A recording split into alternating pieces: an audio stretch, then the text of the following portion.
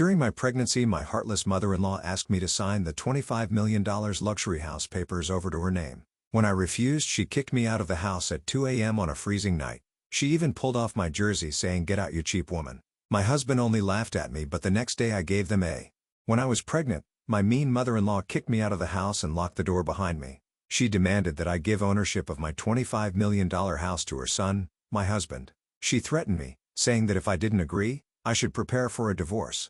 My husband stood by her side and didn't support me at all. When I refused to give in, they threw all my belongings out, pushed me away, and told me to leave. I felt so abandoned and helpless as I walked away from the home I had worked so hard to build. But in that moment, I made a decision. I wouldn't let them get away with this. I kept my plans to myself and decided to fight back. I took both of them to court, waiting for the right time to reveal my intentions. When the court made its decision, the result shocked everyone. My name is Amy, and I've always believed that being independent is the key to a meaningful life. At 33 years old, I was proud of my achievements as a real estate agent in suburban Las Vegas. I had worked tirelessly to build my career and save enough money to buy my dream home. My $25 million house wasn't just a place to live. It represented all my hard work and the life I had always wanted. I also dreamed of having a loving marriage. When I met Owen, a 36-year-old tech consultant, everything seemed perfect. He was charming, smart, and acted like he respected my goals and dreams. Our wedding day was a joyful celebration of our love and commitment. But little did I know, it was also the start of a very painful chapter in my life. On the day of our wedding, I was so happy, but something felt a little off. As I walked down the aisle, I noticed Owen seemed distant, like his thoughts were somewhere else. I told myself it was just nerves. It was a big day for both of us, and focused on the life I thought we were about to build together. After the wedding, we moved into my house, excited to start our life as husband and wife. For a while, everything seemed perfect. As days turned into weeks, I noticed a change in Owen's behavior. He became distant, and his mother, Mia, started showing up unannounced. Mia, a 63-year-old retired teacher, often came by and shared her opinions about everything in the house. "Amy, dear, have you thought about changing the curtains? They don't match the sofa," she'd say, her tone dripping with judgment. I wanted to defend my choices, to speak up, but I kept quiet, hoping to keep the peace. After all, I was married to her son, and I told myself this might just be how families behave. I tried to ignore her remarks, but over time, they began to affect me. I started doubting my choices, my taste, my decisions, and even my value as a wife. One day, I decided to talk to Owen. "You know I love our home, but your mom's comments are really bothering me. Can we set some boundaries?" I asked, hoping he'd understand. He sighed and looked away. "She's just trying to help, Amy. Family supports each other. You know how moms can be." His response hurt me deeply. Disappointment washed over me. Was my happiness in this marriage going to be ruined by his mother's constant interference? Still, I chose to stay quiet, hoping things would get better. Then one evening, everything changed. After a long day at work, I came home and found Mia standing in the living room with suitcases piled around her. "This is my son's house too," she announced as if I should have expected it. I froze, my heart racing. "Mia, what are you doing here?" I asked, trying to stay calm. "I've decided to move in. You can't expect Owen to live without his mother, can you?" Her tone was flat, as though this was the most normal thing in the world. A sinking feeling took over me. "But this is my home. We never talked about this," I said, my voice shaking. "Amy, you need to understand that family is important. You knew that when you married him," she replied as if it was obvious. I felt my world falling apart. I turned to Owen, desperate for his support. "Owen, please say something. This isn't right." He looked torn, glancing between his mother and me. "Mom just wants to help us, Amy. We can make this work." A wave of betrayal hit me, colder and sharper than anything I had ever felt. I stood there, feeling utterly alone in what was supposed to be my safe place, my home. It no longer felt like my sanctuary. Instead, it felt like a battleground, and the one person who should have stood by me had let me down. I had trusted my husband to stand by me, but instead, he chose his mother over me. That realization hit me like a brick wall. I felt like I was fighting for my own space and my own life, and it was exhausting. As the weeks went by, things only got worse. Mia was always there, like an unshakable shadow, and her presence made me feel trapped. When I found out I was pregnant, I hoped this would bring Owen and me closer. I thought the news might change things for the better, but when I told him and Mia, her reaction crushed me. She didn't show any joy or even warmth. Instead, she raised an eyebrow and said, "You'll need to watch your diet. We don't want any health issues." Her cold, indifferent words shattered any hope I had of finding support or happiness during what should have been a joyful time. I found myself missing the days when my life was simple and full of promise. I couldn't help but wonder how things had gone so wrong. Then, one late night after a long, tiring day at work, I came home to find the door locked. I knocked softly, expecting Owen to let me in. Instead, I heard Mia's voice from the other side, cold and firm. "You're not coming in unless you agree to sign the house over to Owen," she said. My heart sank. "Mia, please let me in. This is my home," I begged. "Not anymore, dear. This is my son's house now. Either you sign it over, or I'll call the police and report you for trespassing." She snapped.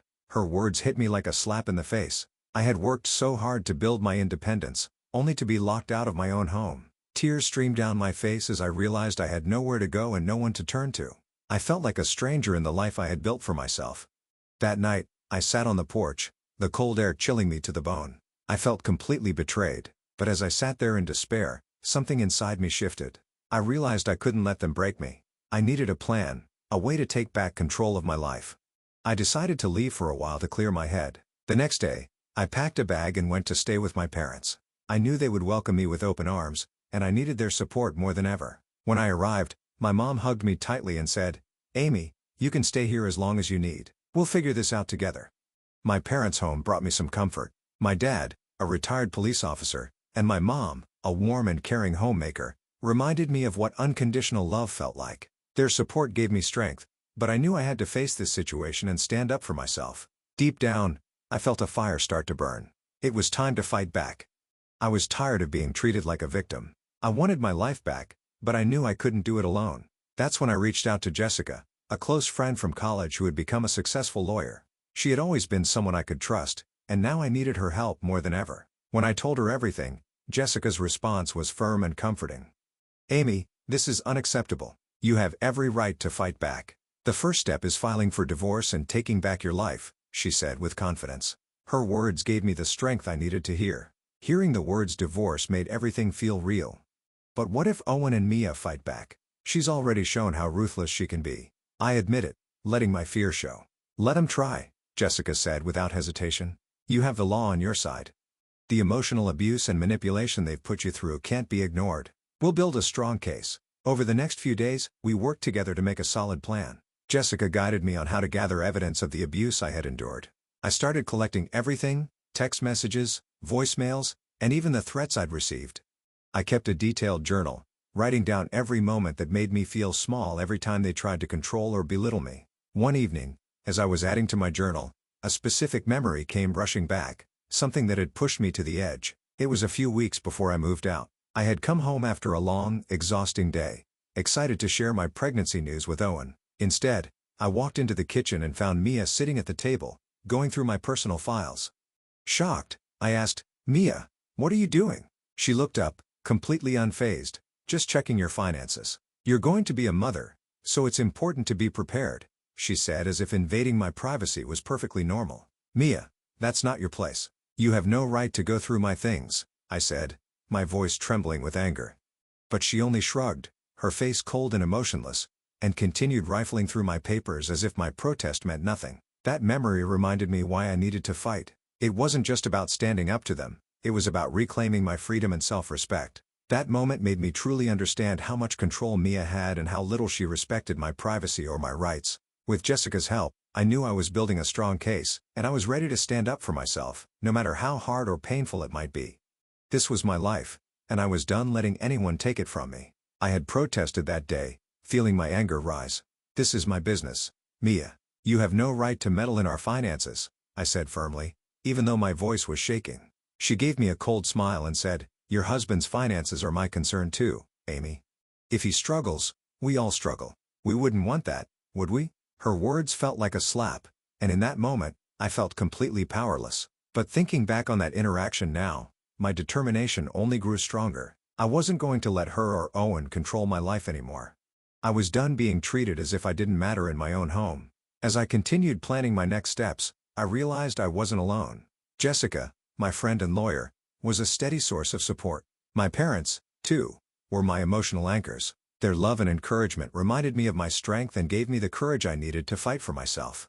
One evening, over dinner with my mom and dad, I shared my decision to file for divorce. I can't let them control me anymore, I said firmly. I want my home back, and I want to be free from their manipulation. My dad looked at me with pride in his eyes. Amy, you're making the right choice, he said. We'll be here for you every step of the way.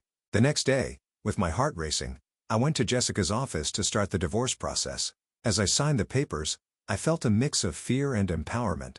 This was the first step toward taking my life back. In the weeks that followed, Jessica and I worked tirelessly to gather evidence and build a strong case. Every day was an emotional roller coaster as I relived painful memories and prepared for the hearing. It felt like I was a soldier preparing for battle. Finally, the day of the hearing arrived. My stomach churned with nerves as I sat in the courthouse surrounded by other people fighting their own battles. My palms were sweaty, and my heart raced in my chest. Jessica sat beside me, holding my hand. Amy, you're going to do great, she said, her voice calm and reassuring. Just remember, you're fighting for yourself and your future. Her words gave me a sense of calm, and I took a deep breath ready to face what lay ahead. I took a deep breath and focused on what I wanted: freedom, peace, and a life where I was in control. I was done being afraid. I was ready to face Owen and Mia in court. When the judge called my case, a surge of adrenaline rushed through me. This was it, the moment I had worked so hard to prepare for. As I walked into the courtroom, I felt the weight of my decision pressing on me. The room was tense, filled with the soft murmurs of people waiting for their cases to be heard. In the distance, I heard the sharp strike of the gavel. My heart raced as I spotted Owen and Mia sitting at the front. Owen's face was blank, but his clenched jaw gave away his tension. Mia's gaze was sharp and cold as it landed on me. She gave me a chilling look that sent a shiver down my spine. Amy, just stay calm, Jessica whispered as we took our seats. We've prepared for this. You're not alone. The judge, a middle-aged woman with a commanding presence, entered the room, and everyone stood until she sat down. As I sat back down, I felt my confidence grow. This was my chance to reveal the truth about the manipulation and emotional abuse I had endured. The judge began by asking for an overview of the case. Jessica stood up, her voice clear and strong as she presented our side. She explained how Owen and Mia had tried to control my life and described the emotional toll it had taken on me, especially during my pregnancy.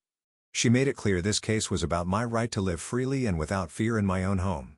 Your Honor, Jessica began, my client, Amy, is here today to reclaim her life from her husband and mother-in-law who have systematically tried to control her.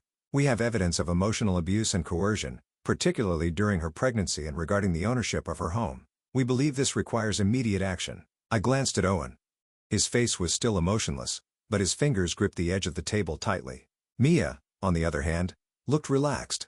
She leaned closer to Owen, a slight smug smile on her face, her eyes never leaving me. As the hearing continued, we presented the evidence we had gathered: text messages, voicemails, and detailed records of manipulation and threats. Jessica emphasized how the emotional abuse had affected my mental health and well-being, especially during my pregnancy. She painted a vivid picture of the cold, hostile environment Mia had created in my home and how Owen had chosen to side with his mother instead of supporting me. Owen's lawyer tried to downplay their actions, arguing that Mia was only concerned about her son's well-being, but the evidence we provided was overwhelming. Jessica had prepared everything with incredible detail, and it was clear the judge was listening closely. Finally, it was my turn to speak. I took a deep breath, studying myself. Your Honor, I loved my husband and welcomed his family into my life, but they took advantage of my trust. They turned my home into a place of fear and isolation. All I want is to have my independence back. As I spoke, I noticed Owen glance down, his expression finally changing. Mia's confident smile faded slightly. The balance of power had shifted, and for the first time in a long time, I felt in control of my own story. This was just the start, but I knew that no matter what came next, I was ready to face it. I felt a mix of fear and determination as I listened to Owen's lawyer. He argued that I was trying to cut Owen off from his family for financial gain. Amy is exaggerating her claims to take control of their shared assets, he said smoothly, but I was ready. When it was my turn to testify, I stood up, took a deep breath, and glanced at Jessica. She gave me an encouraging nod. I was excited to marry Owen and build a life together, I began, trying to keep my voice steady. But almost immediately, I felt like a stranger in my own home. His mother moved in without my consent and started telling me how I should live my life. I paused, remembering the pain of the night Mia locked me out. I described everything: the threats, the cold indifference, and the helplessness I felt standing outside my own home. As I spoke, I noticed the judge leaning forward, listening closely to every word. I never thought I'd be fighting for my own home and my freedom, I continued, feeling a surge of emotion. This isn't just about property. It's about my identity and my future as a mother. I refuse to raise my child in an environment where I am constantly belittled and controlled. When I finished speaking, the courtroom fell silent. The judge was taking notes, and I caught a glimpse of Owen's face. His confident expression had faltered. A wave of empowerment washed over me. I had spoken my truth. As the hearing came to a close, the judge turned to Owen and Mia. Her voice was firm. You both need to understand the seriousness of this situation. The emotional well-being of a mother and her child is of the highest importance. As we left the courtroom, Jessica squeezed my hand and said, "You did an incredible job, Amy." I felt confident that we had a strong case, but as I walked out of the courtroom, I saw Owen and Mia whispering to each other. Their faces were tense and angry. My stomach dropped. I knew they wouldn't give up without a fight. The threat of their retaliation loomed over me, but I was ready. I had faced my fears, and no matter what came next, I was determined to protect myself and my unborn child. What I didn't know was that the real battle was just beginning. The next twists in this story would test everything I thought I knew about betrayal and revenge. The days after the court hearing were filled with anxiety and waiting. I felt like I was walking on a tightrope, balancing between hope and fear. Jessica and I kept preparing, sensing that Owen and Mia were planning something. About a week later, I got an urgent call from Jessica. "Amy, we need to meet. There's something important to discuss," she said. My heart raced as I rushed to her office, where she greeted me with a serious look. "I just found out that Owen and Mia are planning to fight back," she said. "They're trying to discredit your claims by saying you're emotionally unstable and unfit to be a mother." A wave of anger swept over me. "That's a lie," I said, clenching my fists. "I can't believe they'd sink this low." "It's a common tactic," Jessica explained calmly, "but it shows they're desperate. We can fight this, Amy. We just need more evidence of the emotional abuse you've endured." That night, I sat down with my journal and began writing. I poured out all the memories of times when I felt belittled, ignored, and treated as if I didn't matter. Every word I wrote reminded me of the strength I was building. I wasn't the timid woman they thought they could control anymore. A week later, I received a formal notice for another court appearance.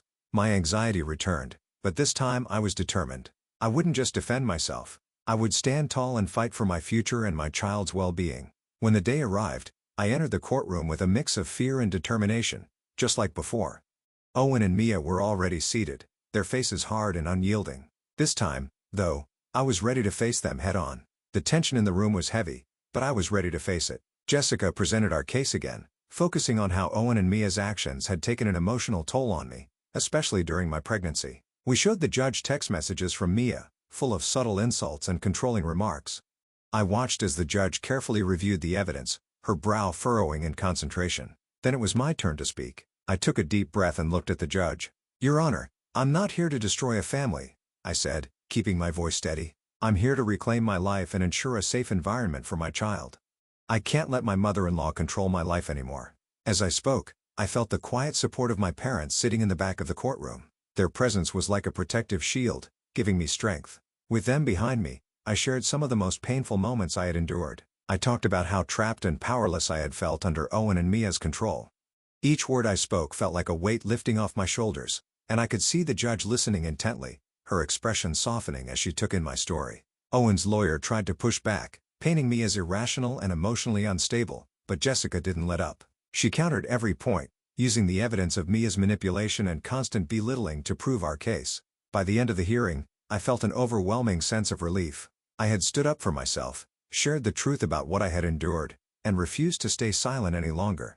No matter what lay ahead, I knew I had taken back control of my life. For the first time in a long time, I felt a sense of peace beginning to grow inside me. The road ahead wasn't going to be easy, but I was ready to keep fighting for myself and my child. I was determined to rebuild my life, free from the shadows of control and betrayal. I spoke honestly about how I had been locked out of my own home and how, piece by piece, my identity had been taken from me.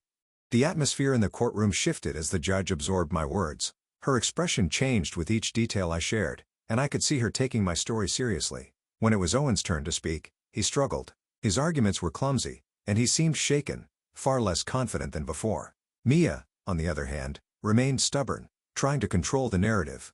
But with every passing minute, it was clear her manipulation was losing its power. After a long, exhausting session, the judge finally called for a recess. As we stepped out of the courtroom, I felt a sense of quiet strength. The battle wasn't over, but I was ready for whatever came next. I felt both exhausted and hopeful. A couple of hours later, we were called back into the courtroom. The judge returned to deliver her decision. Her voice was steady and clear as she spoke. Based on the evidence presented and the testimonies given, I find that Amy has been subjected to emotional abuse and manipulation. Therefore, I am granting her full custody of her child and sole ownership of the house. Owen and Mia will face penalties for their actions. Relief washed over me like a wave. A heavy weight I had been carrying for so long was finally lifted, replaced by a sense of freedom and validation. Tears filled my eyes, not just from happiness, but also from the bittersweet realization that the family I thought I had was gone. As we walked out of the courtroom, Jessica hugged me tightly. "You did it, Amy," she said, her voice full of pride. "You fought for your rights, and you won." I smiled and whispered, "I did it because I knew I deserved better." In the weeks that followed, I moved back into my home and began reclaiming my space and my peace. It felt like a new beginning, a chance to rebuild my life on my own terms. I painted the walls, redecorated, and started preparing for my baby. Every moment decorated, and started preparing for my baby.